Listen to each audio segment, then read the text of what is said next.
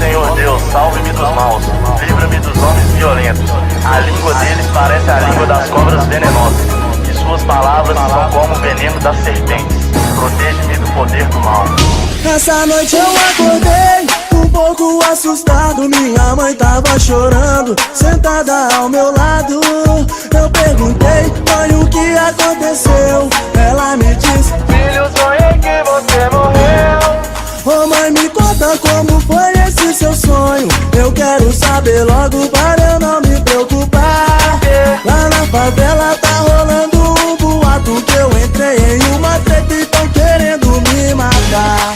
Meu filho, então, o sonho tem tudo a ver. Eu me lembro de os caras entrando em umas com você.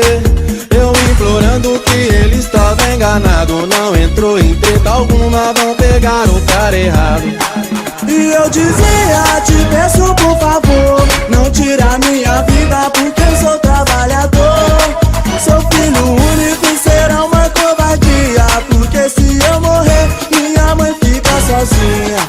Mas eles não tiveram misericórdia, meu filho, e atiraram pra valer. E aí então, acordei no desespero e vim até sua cama pra ver como tá você. Ô minha mãe, faça uma oração por mim. Peça a Deus muita proteção e repreenda todos os meus inimigos. Diante de Deus, todos eles cairão.